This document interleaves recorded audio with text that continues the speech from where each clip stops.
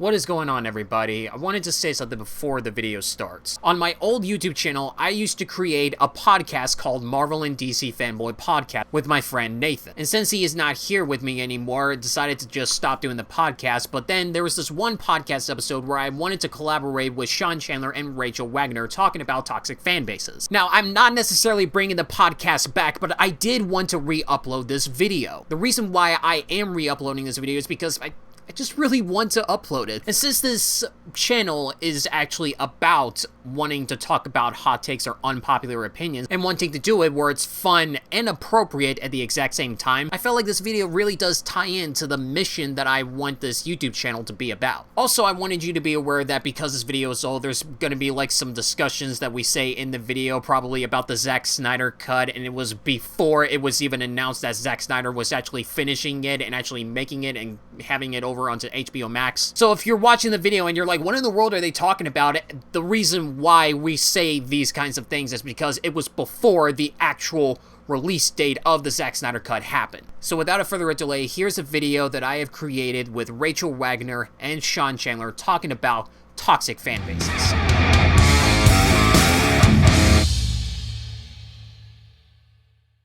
Rachel, you kind of had like this experience before with a DC film, haven't you?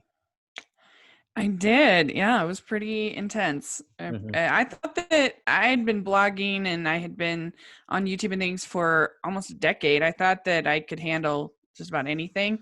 But when you're one of only 3 reviewers and a woman who doesn't like a franchise property on Rotten Tomatoes, it was brutal.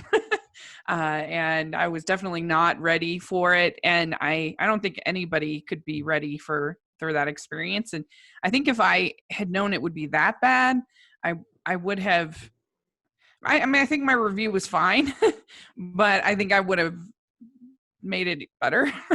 Like, I think I would have probably made more. It's so hard because you want to talk about things, but people freak out about spoilers.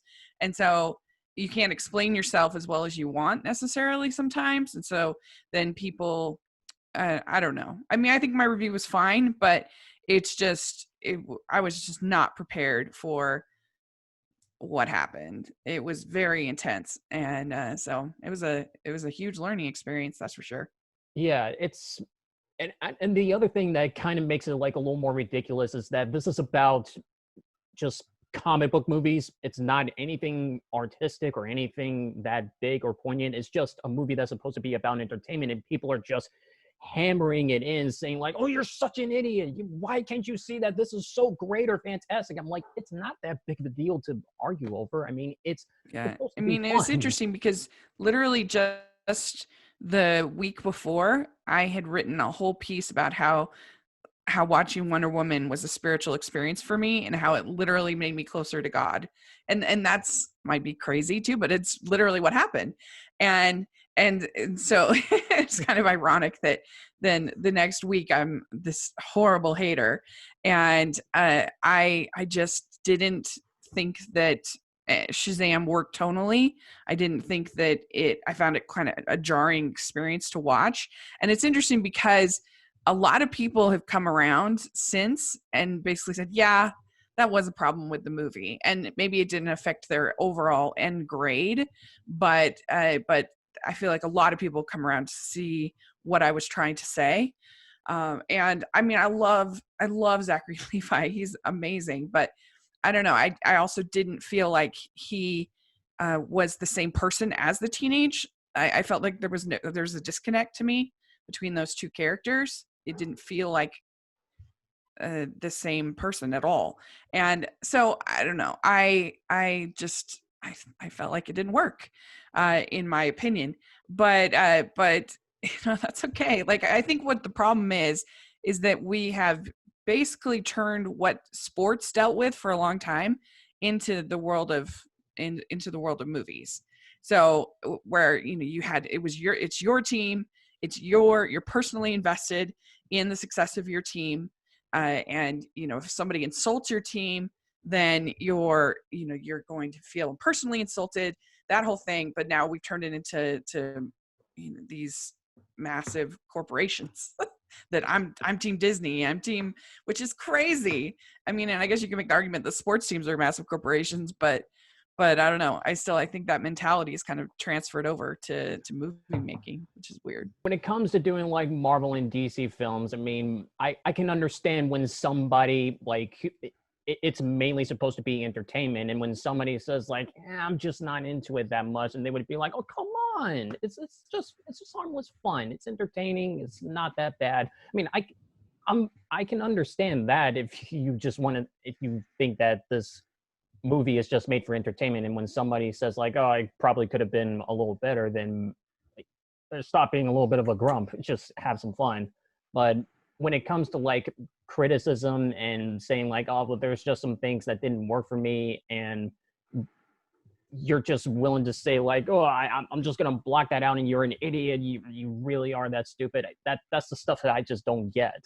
I just don't understand why that's the thing within this fan base, which is supposed to be fun, is in here at all. So Sean, did you have any experience with this at all, with any Marvel or DC film?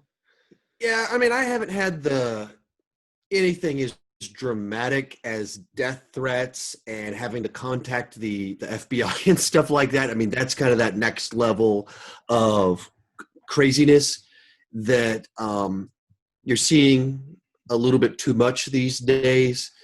I've never had that, but DC in general, I've been saying this for a little while, seems to have the most delusional fan base from my experience. I love Batman, Superman. I love the DC universe. It's not on the characters. And that's not saying if you just like these movies that you're delusional. That's not what I'm saying at all. But there's like a segment that just seemed the most in this little like weird, angry bubble that's like super defensive of everything, and they just can't see any criticisms. Every criticism is just hate, and it's kind of odd. And some of it I think is because the MCU attracts a bit of a younger audience. I don't think there's quite as much just pure rage in that group of people. They're getting there a little bit, and with the Captain Marvel stuff, touched on a little bit of the outrage culture of YouTube, but just a lot of stuff where if you're not raving over DC movies, people are mad at you. Oh, actually, I'll give you the perfect example of the bonkers world that is certain DC fans. I put out my top 10 favorite comic book movies of all time, and I tried to make it pretty balanced. I had someone in the comment section say that I was just a DC or MCU fanboy. I only liked Marvel movies because I didn't have anything in the DCEU in the top 5. My number 1, DC movie. Number 3, DC movie. Number 5, DC movie. DC movies dominated the top 5. But because I didn't have a DCEU movie in the official top 10, I'm a hater. I'm a hater, of course. And it just stuff like that where you just look at it and you go, what? This isn't even logical. Like, there's no way to even play. Like, how can you be so locked in on this franchise that very clearly a lot of people haven't connected with? A lot of people have had a lot of issues with over half of these movies. And you're just a hater if you don't love these. Well, no, there's actual issues here. And I'm way more positive on the DCEU than most people. I'm above average on how much I like it, just not top 10. So that's the sort of stuff that I've kind of come into, where it's just rabid fans that, even the obsession with the Snyder Cut, which is this bizarre thing of like, what do you even think this will be?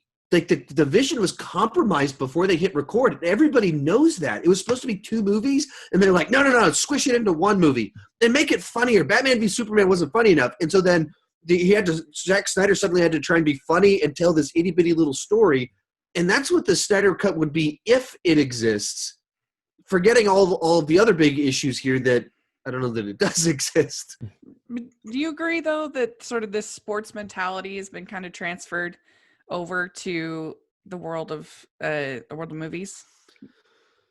I think you can see some of that sort of popping in certain different ways. Even in to shift it over like to Star Wars, there's team prequels, team sequels, team original, yes. and And I've seen that one, the language you used, I've seen that more with Star Wars. Any video I do on it, it just seems like people, they like associate themselves with a specific trilogy a little bit. And then they have these harsh criticisms.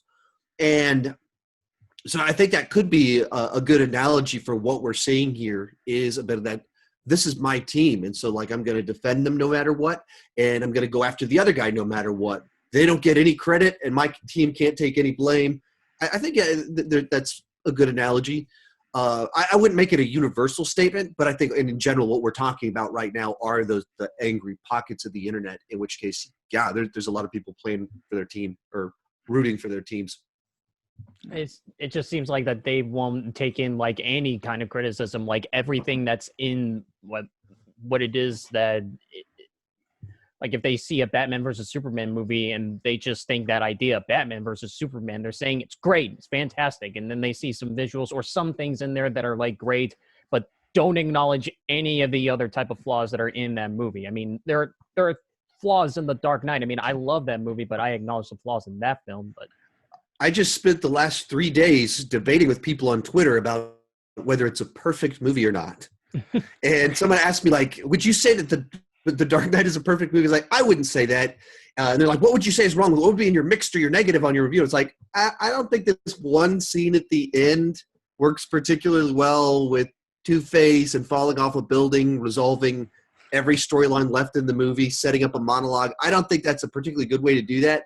And then for 3 days, people have been like, I think that scene is amazing. It's like, I'm not even criticizing. Like, I'm not even saying that our standard here is literally perfect. And for 3 days, we're debating, is it perfect though? Is it perfect? Like, no, it's not. Yeah. I mean, that's another sort of fan base that you have, is the Christopher Nolan that's very, very, very you can't criticize those movies rabid. at all. You can't. No, you can't. I mean, I think they're fantastic, but you can't criticize them. I mean, of course, Heath Ledger is the best Joker of all time, will always be the best Joker of all time, and can't be defeated. Like, what? What? Yes. a little did we know that Joaquin Phoenix was going to be another Joker. And the great Jared Leto and his take, I always thought the Joker needed a grill and face tattoos. Oh, yeah. Definitely. It's interesting too about Suicide Squad in a way, because it's the one that I feel like even their team allows other people to be like, okay, we'll let you have that one. That's the one that you're allowed to not like.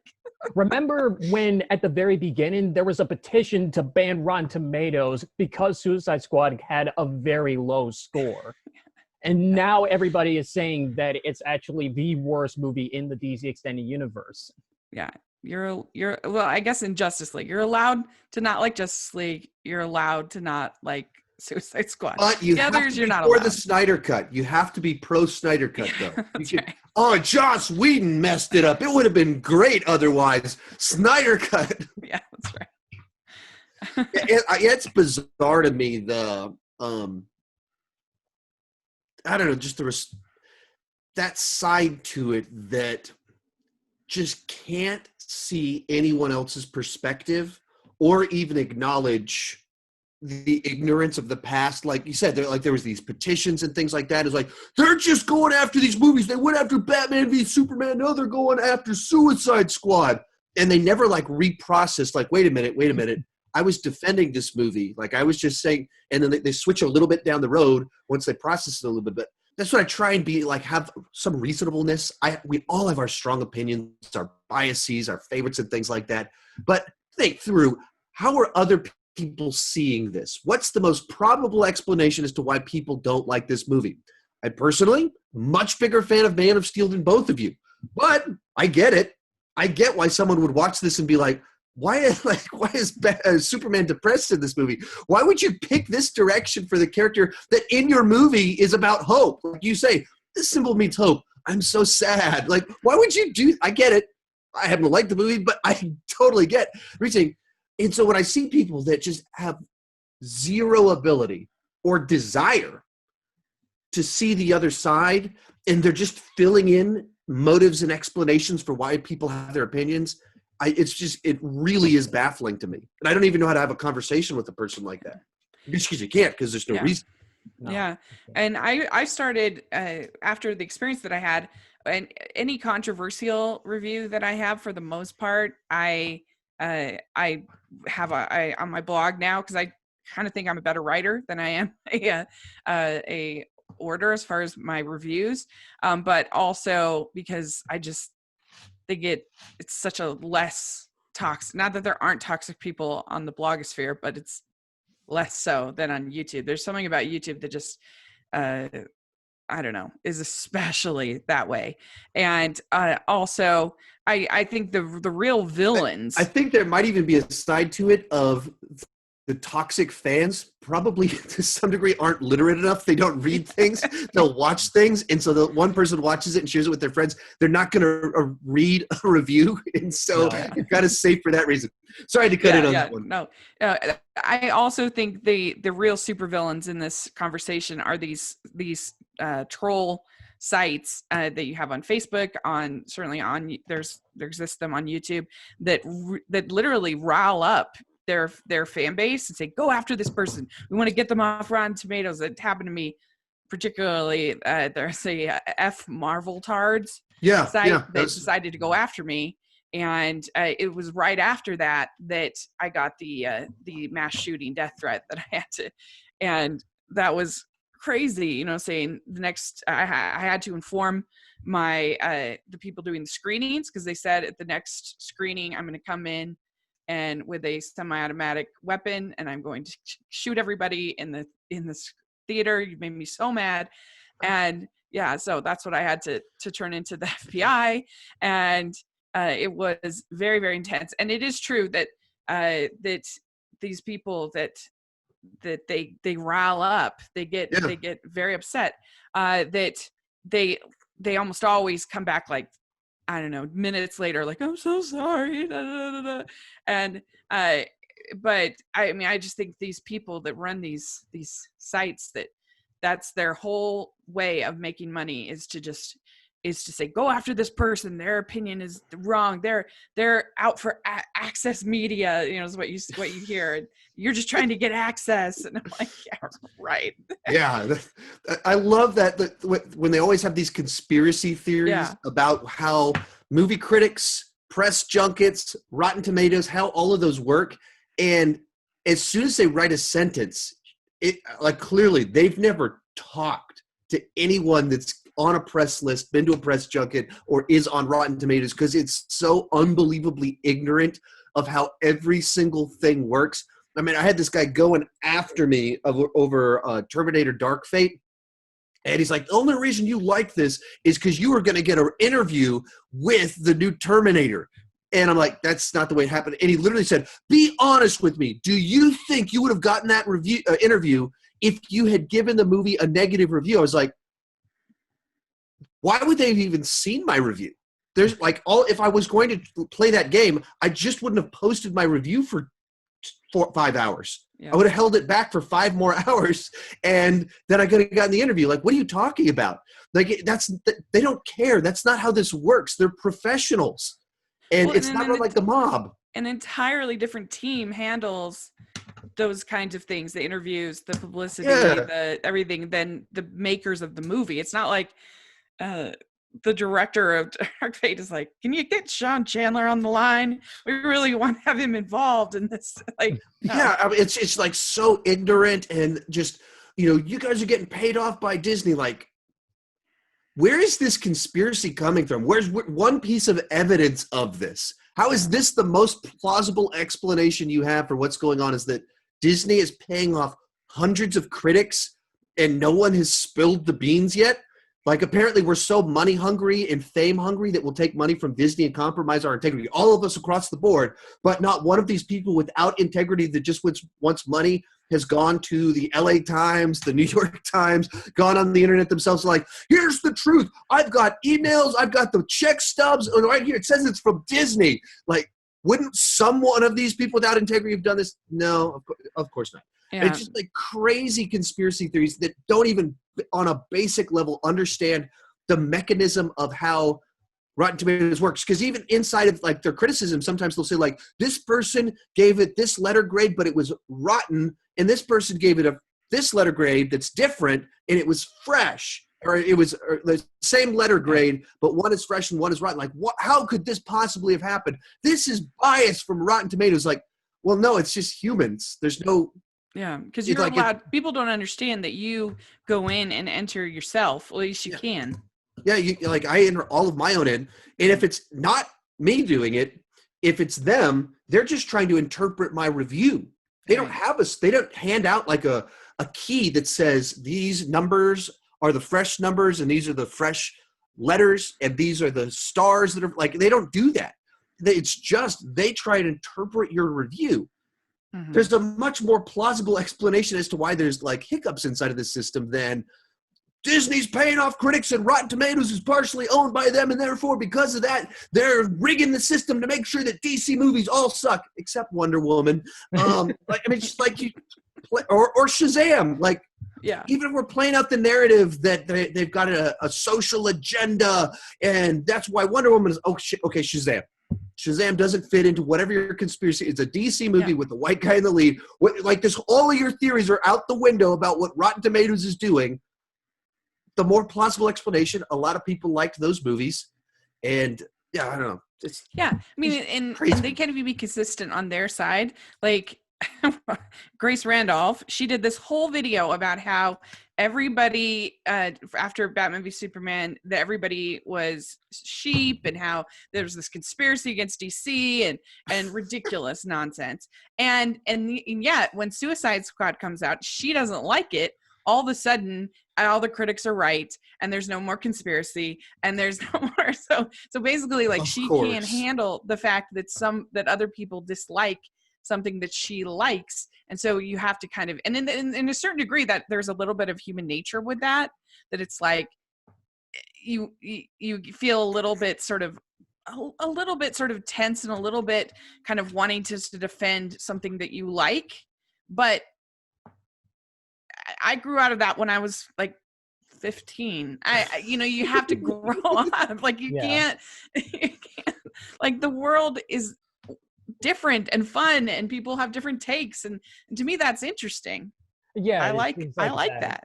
It seems like that on YouTube, it's pretty much you're allowing a lot more immature people to just come in and not necessarily just do whatever it is that they want with like written reviews that you do with your blogs and stuff like that. They seem to be like a lot more mature with YouTube. There's like kids can come on here and watch whatever they want, and if they see something that they obviously don't agree with you on, they're just like, you're stupid, you're ugly face, I mean, whatever. That seems to be like the problem right there with YouTube, or I guess like when it comes to fan bases on YouTube. Yeah, and it becomes so fragmented. Like it's not even just DC and Marvel or the MCU. Or it's like is Sam Raimi's movies are the best, and or Andrew Garfield is the best Spider-Man, and I will die on that hill. And I'm like, okay, you do you. All these people, like, I think Spider-Man 2 is great, but I have some issues with it once again. Yeah. And I think there's other like maybe I guess more controversial picks I have it that I prefer over that film. So it's only like number 4 in my Spider-Man ranking, even though I really, really, really like it. People think I'm an idiot. Like, just how dare you not like it? What's your problem with the movie? Oh, this is one subplot where he loses his powers. It just never worked for me. It always seemed weird. Oh, like the specific thing, and like everything, like I really like everything else about the movie. How you're an idiot? That it makes total sense. Here's a paper on that. Like, you've never read that paper. What are you talking about? And if there's a paper written about teenage boys that have been written by radioactive spiders that then have struggles with stress related to being a superhero and a pizza delivery guy and trying to have a girlfriend, and therefore suddenly the hooks in their fingers stop working. There's no paper written on that, you idiot. What are you talking about? Like, that's funny. Yeah. I don't know. It's an interesting phenomenon. It's very intense when you're in the heart of it. It's really crazy. Here's the thing. I understand when, like, if in the world of like Marvel and DC, it's kind of it's kind of a natural feeling for me to like geek out at something that's like, oh, it's just like, it's so fun. It's like all of these things that are coming together, like an Avengers Endgame. All these people are here together, like Captain America and Iron Man. I mean, all these people just coming in and just making a huge epic thing. Like, it's just geeking out at that moment. I mean, I have that kind of feeling inside of my body. I can't help that. I mean, I'm a nerd. I'm like that. But but when it comes to like this type of stuff, like doing death threats and being incredibly violent and stuff like that, this is like a totally different meaning of like in terms of like being a fan or a diehard fan to a movie or something like that. I mean, this is just beyond insane. It's truly delusional type stuff. Yeah. Just in a box, unable to, myopic thinking. I can't see anything other than my opinion. And if you don't have my opinion, then you're a threat. What? Threat or an idiot? Yeah, I mean, and it's so crazy too, because the film is still there for you. You can watch it as many, like there were people who saw Alita Battle Angel like 150 times. I'm like, more power to you. Like, it's still there. Like, I mean, and I like that movie, but it's just, nobody's taking it away from you. It's there. You can still enjoy it. I know that the Rotten Tomatoes has power, but it doesn't change your enjoyment of a film. If something has a 6% or a 0% and you like it, that's great. Good job. I mean, you did a review on Beautician and the Beast, a film that I really enjoy, and it has a very low Rotten Tomatoes score. I still can enjoy it. Yeah, I mean, I still can like it. if you're a fan of this type of product and there's like a specific movie that has a low grade and somebody likes that, you should find that person interesting and figure out more as to why they like that material, because you're also a fan of that as well. And don't you want to like the type of entertainment that's like out there for those type of movies? So maybe that can actually be like something to enjoy. Even the basic understanding of what a Rotten Tomatoes score means, people take it as the quality level of a movie, and it's a percentage of critics that recommend it. It's a representation of, in theory, what percentage of people are likely to like this movie, the broadness of the appeal of a film. So even if a film has 6%, that means, in theory, 6 out of 100 people will like the movie. Yeah. And that's what the score is supposed to mean. And people take it, like when I was in California, I was staying with my buddy Tyler Tompkins, and he like lives in a Airbnb in a room in this couple's house. And so it's kind of fun because they're staying with this couple. And so we ended up just kind of talking about movies, and they're just kind of just random people that go to the movies. They're not into all the circles and everything we are. And they literally said outside, like, oh, there's a lot of people talking about the Joker. I don't know if we're going to go see it. It's only got a 69% on Rotten Tomatoes. And I don't, with such a low score, I don't know if it's worth our time. I was like, 69%? Like, that means 7 out of 10 people are likely to like this movie. And it's a movie that's divisive. It's like, I'm like hearing that, and I'm like not wanting to get in an argument with this, sweet old couple. But at the same time here, be like, no, that's not what the score means. And I can explain, like, you might hate it.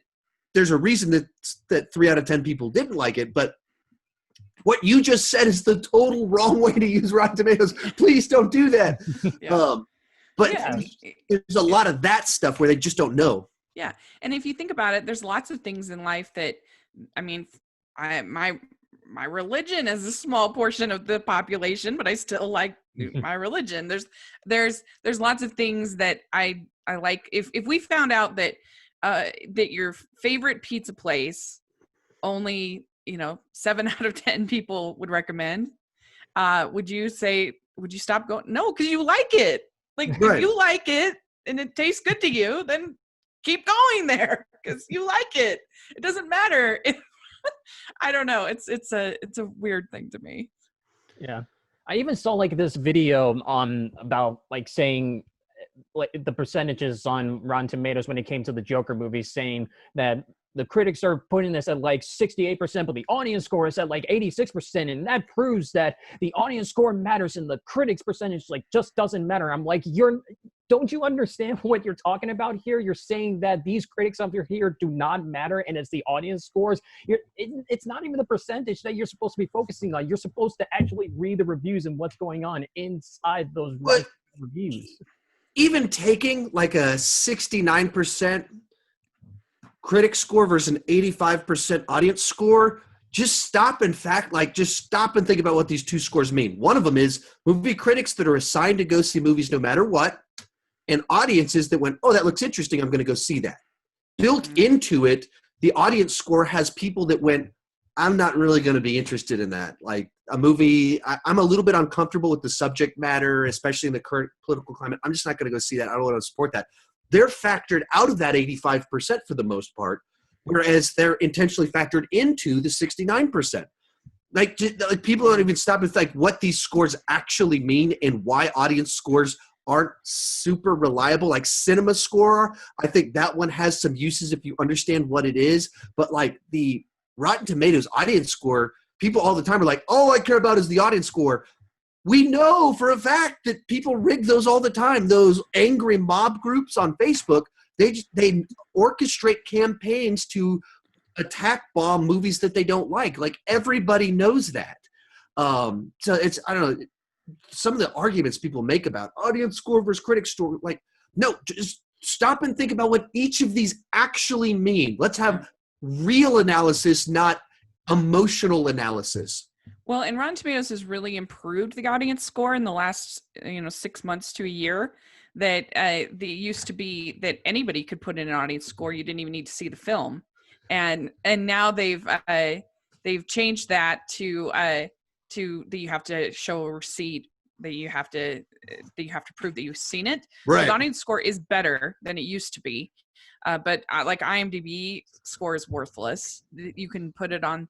You can put your review before you haven't even seen the movie. Yeah, 10,000 reviews. All it did was play it, Sundance or something like that. Like, yeah. I don't think so. Yeah, No. Yeah. And also, the other thing that sometimes I've seen, particularly in Godzilla, my Godzilla review, is that people can confuse having critical analysis of a film with insulting the creative people behind the film. Yeah. And that's somehow like some kind of insult to these people. And I don't think that is true. Like the responsibility, I mean, I think it's important that we have criticism, because without criticism, it's the only check on these massive corporations putting out content aside from monetary feedback. Other than that, I mean, I think it's really important that we have critical analysis that takes a look and tells these massive corporations putting out these movies saying, I don't know, this didn't work, what's going on. Otherwise, they could just put out whatever they want and have no sense of need to respond to quality. And the movies would just get worse and worse and worse. Right. And I mean, thankfully, we have at least one forum that is able to sort of respond to these films, to these corporation movie makers, and say, try to do better. And because in the box office, I mean, obviously, look at something like Transformers. Those movies made tons of money, and the only feedback that was really there was the critical feedback. And then we finally get a good one. And of course, the critical feedback is very positive because it was actually good in Bumblebee. And so I don't know. I think it's not an assault to the creators, because they're just doing their job and they're trying, and people have different tastes. And there's lots of reasons why certain films don't work. It's a complicated process, but we need that filter. And I think there's a little bit in there of some people when they're critical, and I wouldn't even say movie critics, but the internet critics, they want to find the person to blame. Mm-hmm, yeah. And so then they're like, this screenwriter sucks. They're the worst. They can't do. Actually, a nice example of that it's kind of interesting twist on things. So for years, a guy named Craig Mazin was just like a punching bag for the internet. He wrote the 2 Hangover sequels and then the Melissa McCarthy, Jason Bateman comedy from a few years back. So he wrote these lowbrow comedies that people just thought that made money but weren't highly respected. And so everyone just, this guy's just a horrible writer. He can't do anything. He's the worst. And then this year he puts out Chernobyl, this highly respected TV series that came out. He was the person that created it, wrote it, like did everything for it. And so people, they want to like pinpoint it down and say, the writer's awful. This director is terrible. It's all this person, when there's a whole creative process to it. Like Greg Mason is a writer. His job is to write, and he was hired to write Hangover movies. That was his job. That's the job that he got. And he worked with a team of people, and that's where this script came from, that people went, this was a bad sequel. But it's not because he doesn't have talent. It's because it's a whole process, and there's a whole bunch of reasons that you get the movie that you did. And if you can respect the creative process and you're not just like, this guy's just the worst, you're criticizing the final product that is a lot of, for whatever reason, sometimes it doesn't come together. And that, like, you have to have honest criticisms and discuss what it is and have those different opinions. That's not a bad thing. I mean, if you get to a point where you're cynical, I see a lot of people on Twitter that I see stuff and I'm like, why are you so angry and cynical? Yeah. Some of these people so young. Because I think some of it, because it just comes with the angry YouTube channels that they're inspired by rage channels, and therefore at 18, 20, college age, they're just see everything through this cynical lens. And so if it's not Damien Chazelle and have great artistic, that it's just the worst, it's crap. Yeah. I see that stuff and I go, I don't like that. But and like there's these films as products are made for different audiences, and they're not all made for you. And can you just, I don't know. There's a lot of things that frustrate me, and the rage in people. Yeah, the angry critic shtick is so tired. Like, and the only people who can really pull it off are people that are really funny, because then it can work. But even then, it's getting pretty tired. I feel like, people like the Nostalgia Critic and stuff like that could do it for a while, but I even feel like it's just, I don't know. But everybody has their favorites and people that they tend to not like their work. I'm not a big Shyamalan fan, but I gave a positive review to Glass. It was fine for me. I don't have any problem if he makes a good movie. I just tend to not like his fixation on twists. And another person that I tend to not like his work is Stephen Moffat. I didn't really like his Doctor Who, and I hated his last 2 seasons of Sherlock. But I loved I'm totally open to Stephen Moffat making something I love. I just tend to not love his work. But I think that's the difference is if you're fighting for something to be bad or be good. Some people, it's like you're going into that theater, and I think because you want to be proven right. Like you've seen a trailer and you're like, oh, that trailer looks terrible. And so you go into the theater being like, you almost want the movie to be as bad as you thought the trailer was, instead of just going into it being like, okay, let's check it out. Maybe it'll be good. It's like the one from 2 weeks ago. I saw a bunch of this on Twitter. People, these guys in their early 20s on Twitter treating Playing with Fire as a punching bag. Yeah. And it's like, I mean, this is not looking to win any Oscars. Like, it is a movie designed to watch with your family on a Saturday afternoon or whatever. So my kids had a blast with it. But these people like looking for the low-hanging fruit to like pick on the movie. Like, what are we doing right now? You're not the target audience. You're not supposed to go see this movie in your early 20s by yourself, looking for every ridiculous thing inside of it. Like, it's one thing if you want to give it a bad review, but like, oh man, look how funny I can be by picking on the most obvious target imaginable, a Nickelodeon movie. Right. What are you doing? Yeah, I agree. That's just really weird. There you go, guys. That was the video of us talking about toxic fan bases. There were some other things that we did talk about, mostly talking about what superhero movies we really liked and just listing out certain categories of them, but not necessarily going to show you to that because it doesn't really tie into what this YouTube channel is talking about. But what did you guys think of this collaboration? Put them down in the comment box below and let me know. So that is it I have for today's video. Thank you guys so much for watching, and I'll be sure to see you in the next video.